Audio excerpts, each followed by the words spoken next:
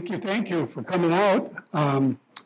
We really appreciate the opportunity to show our work here. It's a fantastic venue, and all of the work that Kel and everyone else has done to make this possible is so appreciated.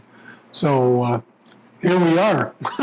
Yeah, and this has been a long time, in coming. When Nancy and I first started exhibiting here a couple of years ago was when we first discussed the possibility of having this featured artist show, and it's finally here, so it's really good. My pottery is what I'm going to talk about. I've been a potter for, oh God, I don't even want to think how many years. So, like the last time I really looked, it was about 47, but I'm not sure. It could be even longer. And my introduction to clay, my first sampling of working in clay was my final semester of my senior year at the University of South Florida in Tampa when I was getting my art education degree. I had to take a clay class. It wasn't like I wanted to, I had to, just like a lot of people that I know that are potters, it's something that they were exposed to either after they'd already made a decision to do something else or at the end of maybe their work at school, as with me, and it just popped. I mean, it's just what I wanted to do. And even back then, in 1976, some of the first firing that I did was raku. And it wasn't real new at that time. I mean, original raku goes back to Japan in the 1400s. But the raku from Japan and the raku that I do and that is known more as American raku are very different.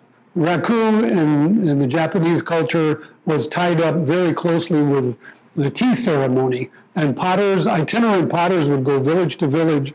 They would make tea bowls, and they would actually put them in a kiln as soon as they had fashioned them and heat them up slowly, a little kiln that they would build on the spot. They would heat them up slowly enough that they wouldn't crack in the firing, and then they would take them hot from the kiln, plunge them in water to finish it so it could be used that evening at the tea ceremony.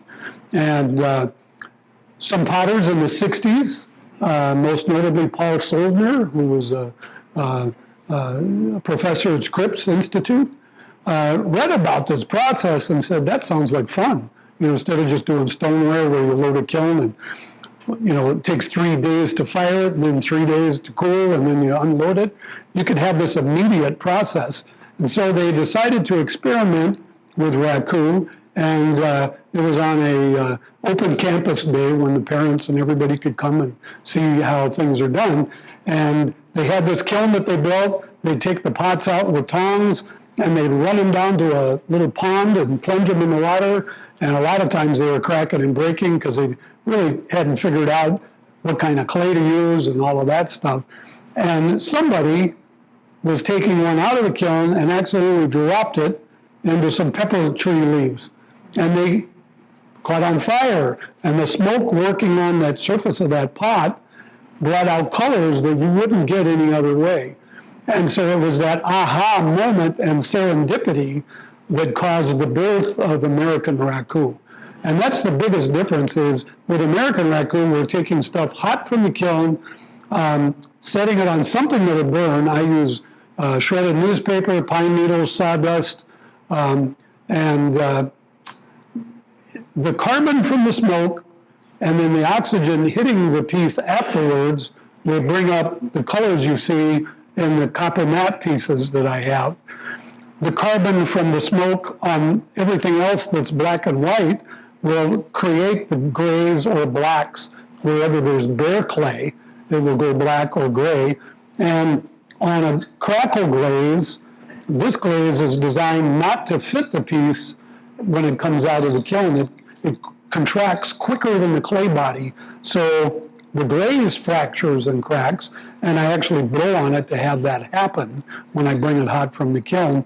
And the areas on this piece where you see the wings that are black and gray, those I just avoided getting any glaze on when I glazed the piece.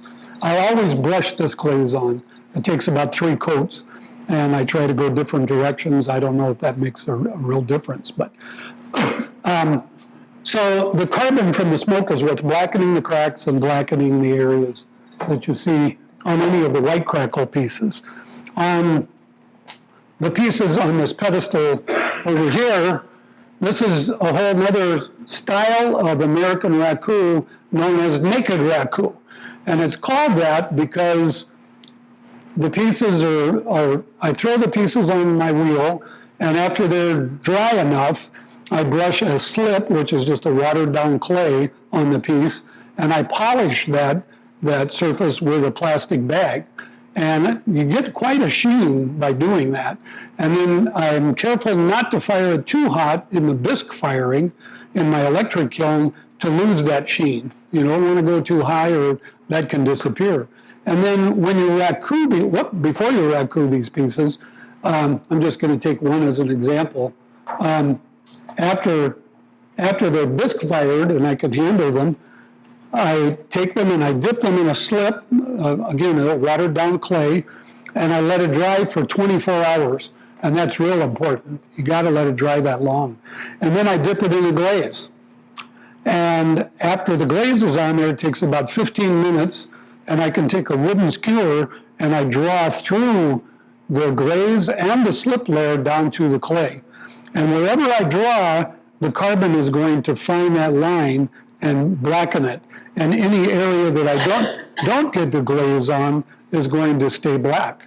And the shine that you see is from that polishing, as well as a little bit of wax that I add, liquid wax, after the whole process.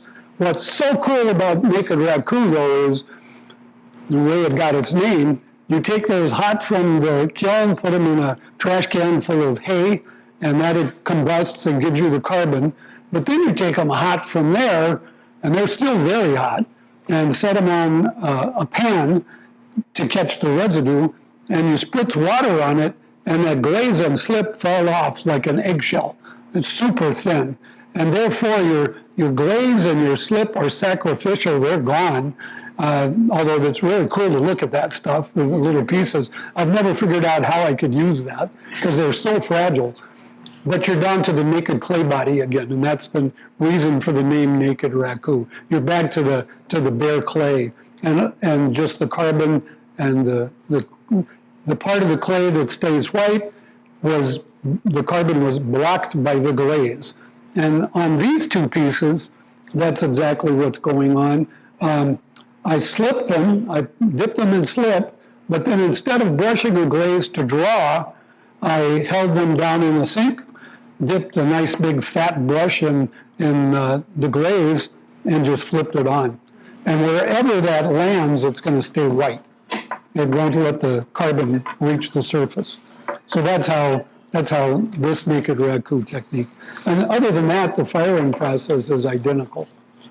In recent years, I've had a lot of fun adding creatures to the tops of my pots. I'm very fond of birds, and I love crows and ravens, and so many times that's what you'll see. My monarch pot was created for a special exhibit in Port Edwards at the Alexander House. They had a show that the whole focus was monarch butterflies. And so I took the challenge, and to get the orange you see in there, I used an orange clay colorant. It's an underglaze, basically, and I mixed it with my regular white crackle glaze in a cup and just brushed it on, and it worked. I'd never done that before, so I might try that on a few other pieces in the future. And the only other thing that's up here, other than my raku, are these nice little pin cushions that Nancy and I collaborate on. I make the little pots and glaze them and fire them, and then Nancy does the felting that gets stuff down inside. The copper mats, I could talk a little more about that. What you're seeing on the surface of the colorful pieces is 90% copper. It's the copper carbonate, and there's 10% of the glaze is a glaze material called fit, and it's only enough, that 10%, to stick the copper to the piece, but not to let it gloss. That's why they stay matte. And the range of color is incredible. The same medium that's on this pot is on this pot. And you really don't know when you fire them what color you're going to get. You could get anywhere in that whole rainbow range. And there are times when the pieces don't turn out, or these copper mats don't fire as colorful as I want. You can put them right back in the kiln again and fire them a second time. In fact, a story on this guy, he's 17 years old, and I refired him, her, I refired it last month, just on a whim to see what would happen. I knew I would get color and it wouldn't be the same that I'd had before, and wow, it just blew me away to see that. And it was beautiful before, but it's even nicer now. I don't know what else to say other than it's what I do and what I love to do. Well, we really enjoy collaborating, and our studios are right next to each other. And so we're always going back and forth. Oh, what do you think of this color? Or how do you like this? Or what do you think of that? But when he's firing his raku, I'm usually right there helping out. Oh, yeah. And one of the things he forgot to mention, oh, yeah. See the beautiful sparkles here? That's my job. I sprinkle the wood chips that go around the top. When it's flaming up, I sprinkle it, and then we get those beautiful little... The spots that you see on top, yeah. We call it fairy dust. Yeah, the fairy dust. So that's my job. And I occasionally will also do some drawing on the naked raku. Yep. But I don't throw, that's his expertise. Mm-hmm. What I'm going to do is I'm going to explain my techniques, because I brought samples for you to see tonight with a variety of techniques, because I love textiles, I love fabric, and I like experimenting with different things. So I think I'll start with this. This is a traditional double wedding ring pattern, but yet very modern take on it. And I like incorporating other fabrics, like silk, for instance. You see how this piece shines, and there's another piece of silk. Also linen, there's linen in here as well, the green on the outside. So I like using cotton, linen, silk, a variety of fabrics to create the texture and just a different feel to the quilt. This piece was an improv quilt, or curved improv that I had done at a workshop, and I wasn't real pleased with how it turned out. I didn't want it to look like a jelly bean or an amoeba, so I put it away for a couple years, pulled it back out, and I started doing more improv work, and I did a series of 3 pieces. This one, and then another one you'll see in my little show and tell. And then the last little scraps I had, I incorporated in this piece. And so for those of you that know quilts, you know there's 3 layers. There's a batting inside, and I have to stitch the layers together. And I will just show you, I had to face this piece, to get a nice finished edge where it's not straight. And then I appliqued the bird in the front. And the backs of my quilts, I think, are just as important as the fronts. So I have really fun fabrics on the back, and sometimes do piecework on the back as well. And then this piece, I did in a class up at Woodland Ridge. If any of you are familiar or not familiar with Woodland Ridge, you should look it up online. Chris Daly is the owner, and she brings in international quilters to teach classes about half the year. And I had been cooking for her, and it allowed me to take a number of classes or sit in on parts of classes. And so I was able to learn many techniques that way too. We're lifelong learners. We like to experiment and keep trying new things. So this was done in a class, actually, that one of my helpers, Donna, was in with me, and it's fused, and I had used all hand-painted fabrics except for the silk, and there's 2 commercial prints here, and then the binding is also commercial, but everything else was hand-painted, and that's fused. So fusing is when you're piecing things together but not using a sewing machine. You're using a different type of fusible material. And you can get nice clean edges, or I have a piece with raw edges too that you'll see. And there's a variety of different fusing materials. There's paperback fusing, there's a real fine mesh that you can use. And so it's kind of fun. There's 4 different types of fusing that I actually use in my projects. Any questions about anything that you see at this point? Okay. All right. Nancy, how long would it take you to do something like that double wedding ring? You know, that's a question I'm always asked. How long does it take? It's a hard question to answer. I usually say a lifetime. You know, I got my first sewing machine when I was 11. My first degree was in textiles and design, and I've been sewing my whole life. And so, and I don't like to track my hours because that takes the joy out of it. And I usually have multiple pieces going at the same time. So if you visit my studio, like during the Fall Art Tour, you'll see a dozen quilts in process. Because I might start something and then move to something else. And when I come back later, it's always better than if I had finished it when I started. You know, even if it's years, you know, I put like this piece, I had put away for a couple years, the curved piece. And then when I brought it out, boom, it just all came together. Thank you. Mm-hmm.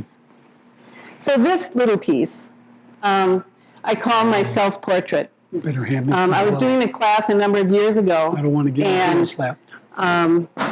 We had 2 hours to create something with the fabrics that were available. And so I just quickly stitched this little thing together. And it was during a time when I was in the Leadership Institute at UW-Madison, working with diversity issues, which I hope those programs will continue. And I had made a little pin for each person in the group. And I had 3 left, so I just kept those on the piece. So that's my self-portrait. Doesn't look much like me, but so, you know, what I was thinking when I made it, you know, a flower in the center, and then I was thinking of joy and some challenges, and I love nature, and then these were like all the people that surround me, is what I was thinking when I made that piece.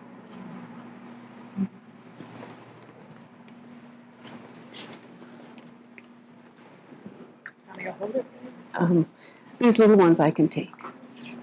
So this piece is an eco-printed piece that's stitched and embellished.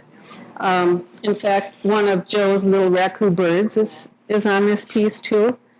And he made the frame as well. So we do tend to collaborate quite a bit on finishing our projects. And there's lots of bead embellishment and piecing on that one.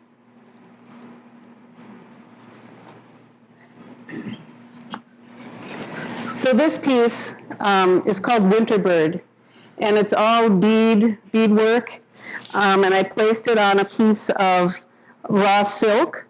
And this fabric, actually, Joe and I have only been together for 5 years. Our friend Patsy actually introduced us, and so to combine our efforts and create our own business called Double Iris Studios and combine families, I mean, it's just been a joy. So this actually is the same fabric of the vest that I made on the day we got married. And these Guatemala fabrics I got in Guatemala. Another question people always ask me is, where do you get your fabrics? I get them everywhere I go. In fact, my helper here in the green shirt, we went to Guatemala together, and we each brought back a suitcase full of fabrics.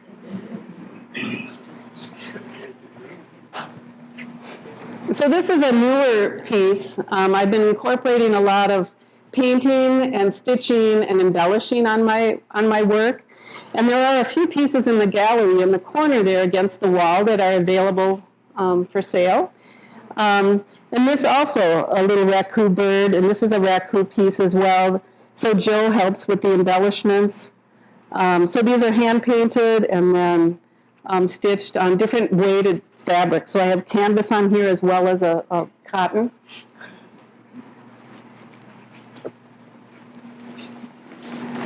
So this piece is called Two. For our second anniversary, I don't know if any of you know, but for the second anniversary, cotton is the gift. And it was like, perfect. I have lots of cotton. I can come up with something. So I was in a class with Sheila Frampton Cooper. Actually, I was helping to cook during her class. She's an amazing quilter from California. And I had a little bit of time between meals to put this piece together. So, I thought, okay, well, this is Joe, and these are all his grandkids, the little stars here, and this is me, and how our lives are combined. So I named it Two, and this was based on Joe and I.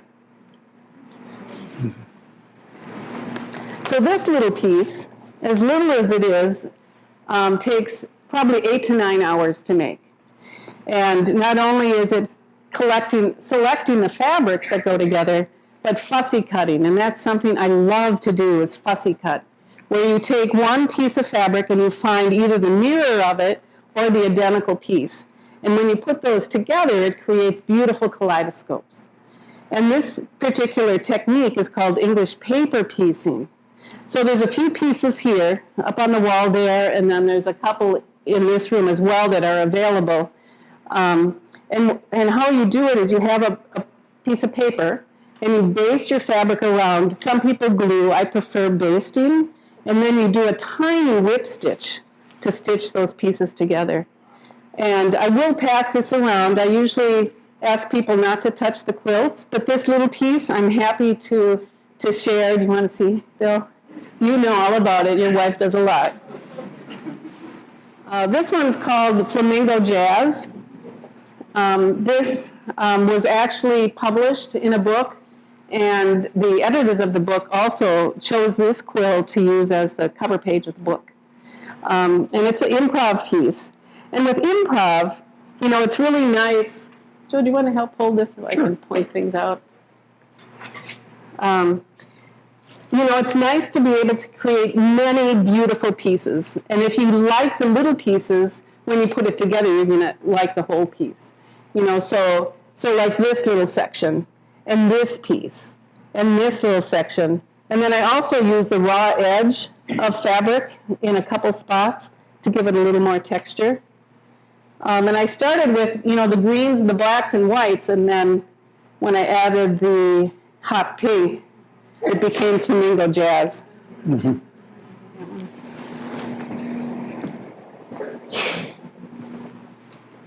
So this is called Freedom to Fly. And this is an improv again, but fused. So there's no piecing. This is all fused together, which tends to go much faster than machine piecing. And then I did add some fun embellishments with beads along here, small beads, and it really looks like kites flying, so it's called Freedom to Fly. And I really enjoy unusual shaped edges. I think that really adds to the piece. If anyone has questions, please let me know.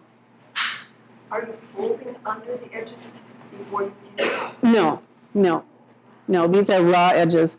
And what keeps it nice and clean is if your fusing goes all the way to the edge, and usually it goes beyond what you need, and then if you cut it right on the spot, that edge is really fused and it stays nice and clean. Yeah. I remember a period that we went through where you were kind of throwing around the phrase hanging. And I think this was during that period. It probably was, and the Freedom to Fly, too, became the title of this one. So the hanging. Hanging, yeah.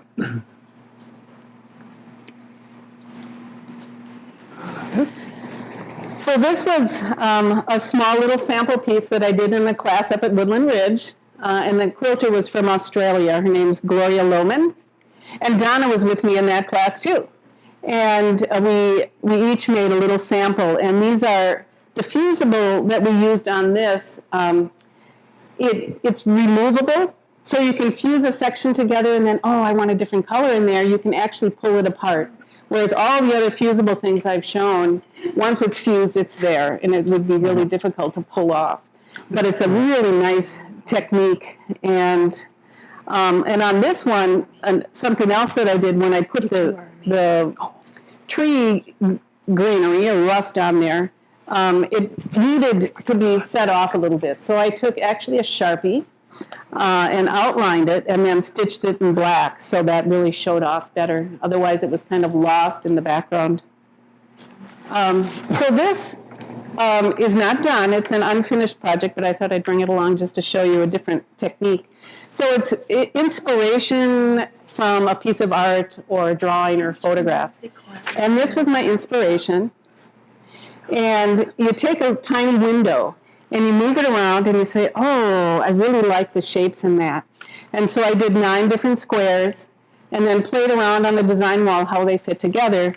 And you can really see a resemblance of the piece and turning it into a small abstract quilt. It's a very fun way to get started. You know, sometimes, oh, I want to make a project, but where do you start? So this is a really great, you know, any kind of photo, as long as there's clean lines in it, you know, and you use your window and you say, oh, that's a nice shape, and then you enlarge that and create a quilt.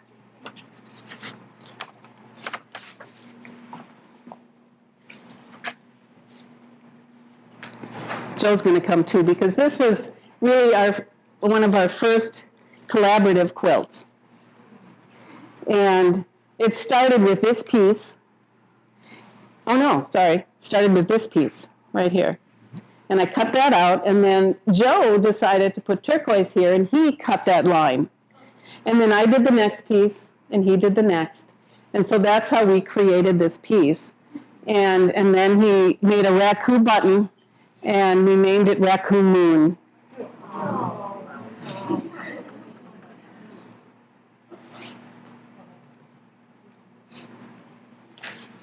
Oh, in the back, too. I really like fun fabrics on the backs, too. This is called Walk in the Woods, and Joe needs to come back for this, because when we first got to know each other, I was working on this piece, and I wanted to have all these trilliums. And so he was at my house, and he decided to help cut out 100 little trilliums. And then he put them all on pins and painted all the edge with freight check. And I thought, okay, you're a keeper.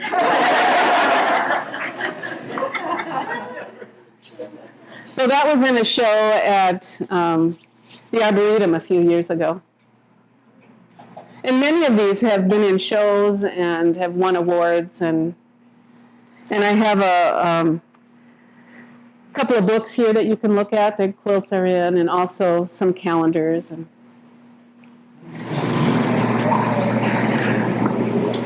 this is my first quilt from start to finish.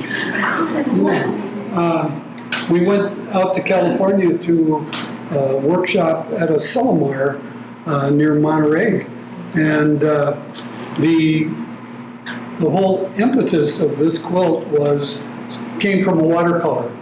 I took rubber cement and just kind of drizzled it on the page, and then painted in the blues and the browns and the black shapes that you see, and then isolated what areas I thought I wanted to turn into a quilt.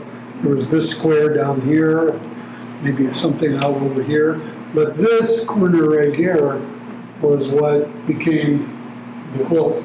So during the week that we were there, it went from watercolor to the quilted, or at least the fabric. And I'm not a sewer, so I used fabric glue, tacky glue, to stick the pieces of cloth down and to hold them in place. And then once we put it on our long arm machine, it was the first piece that I've ever quilted, start to finish. And I learned a lot. I learned one big lesson was check your tension, because the tension was off on the underneath side, and I just kept going. And from about here down on all of the white area, it looked like spaghetti. So it took me one day with a seam ripper to pull all of that out, and then I went back and put it on the machine again and finished it up. That's my first quilt. this is a sample of fusing or gluing with more raw edges, where you see kind of the rough edges, compared to the other fusible where it's nice and clean. I can see a raven head in that. Well, I had to come up with a title, and we saw so many sandpipers on the beach. So, and that kind of looks piperish. So I call it a Sillamar Piper Requiem, because it looks like a skull. I see the raven head. Yeah, well, Raven could be.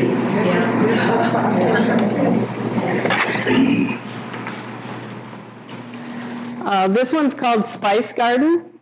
And again, it's an improv piece where I started with, I think maybe this was even the center. But again, making small pieces that I like on their own. They could stand on their own, but then when you combine it into a quilt, it just makes a nice composition.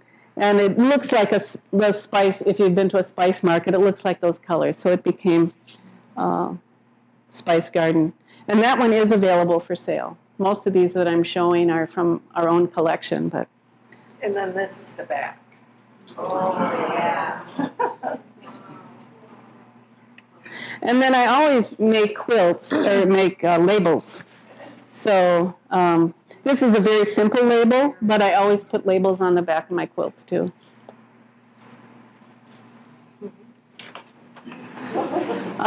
So this started with a Lone Star, which is a really common pattern.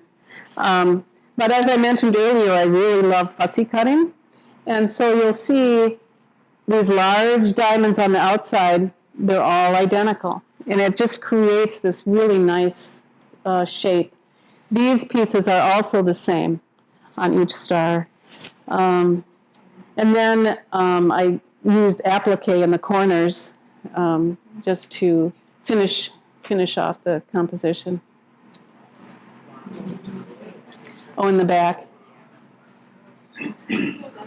And this was my inspiration. Sometimes I have a piece of fabric that I just love, and that becomes the inspiration for the project. This one's called Here Comes the Sun. And it's also an improv, just kind of random free cut circles. And the part I really love about this quilt is the border. If you look at all the fun lines. And this also has a combination of linen and cotton. And I really like that effect. And then birds on the back. Birds on the back. Unique label. So this one is called Swan Mountain. And again, it's an improv piece. And if you recognize this curve, this was the second of the series of 3 where I used those pieces. And when I'm working on improv, I'll just work on a section. And then, I like that, and I might work on this little section, and then, I need a little bit, there's a yellow tip there, I might need more yellow, so it's just a really fun way to work, little by little, until you create a piece. You want to show the back of that one? She always finds the best fabrics to go along with the name. And that's where Swan Mountain came, because I had the swan fabric on the back. That's it, right? So those are the only quilts I brought tonight. So there's two more hanging in the other room. Take a look. One of them is called Birds and the Bee. That's the first one as you enter. And there's lots of birds all over it, and there's one bee. So take a look and see if you can find the bee. It's kind of subtle, but it's there, and then when you see it, you always know where it is. And then the other quilt is called Nestled in Your Wings, and I made 55 wonky birds out of different fabrics, and then I nestled them in with Charlie Harper printed fabrics. If you know Charlie Harper, he does beautiful, real fun geometric birds, and he has a fabric line. So I've used those in the piece as well. So any questions for either of us? Is the design sense that's evident in the quilts something that is self-educated, or were you trained in your textile classes? Well, I did, my first degree was textile design, but that was a long time ago. And so I take a lot of classes. But I think it's more intuitive, really, than systematic. If I really love something, then I'll work on it and finish it and add fabrics that I love. And, I have a large collection of fabric. When you're talking about working little by little on your freestyle quilts, does that exist as a separate piece that all becomes, like, are they all separate working pieces, or is it on one large, adding little by little? No, they're all separate little pieces, and then I try to figure out how to sew them together. Okay. And I love that challenge. And if you look at the big bird nestled in your wings with the Charlie Harper fabrics, that was a real architectural challenge, because I had my parallel and perpendicular lines on my design wall, and everything had to fit. And there's no seam that goes through. There are a lot of partial seams. So I would sew a little bit, but I couldn't continue on because there was another seam. And so then you can sew that seam, and then you can finish this one. Okay. So, yeah, and I really enjoy that kind of challenge. How am I going to get this to fit together? And sometimes I'll end up with just like a 1/4 inch that I have to hand stitch because I can't figure out another way to do it. But no one would know that, really. It would look the same. So your applique stitch is mostly the handwork when you applique? So this, for instance, I did hand applique that bird on. And then I did quilt around it. But yes, all the applique that I do, or I shouldn't say all, but most of it is all hand turned edge applique.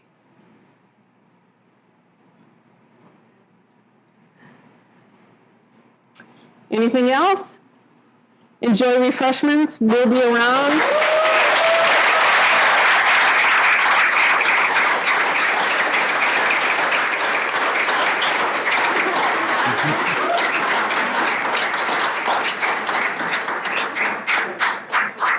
Thanks for coming. Thank you.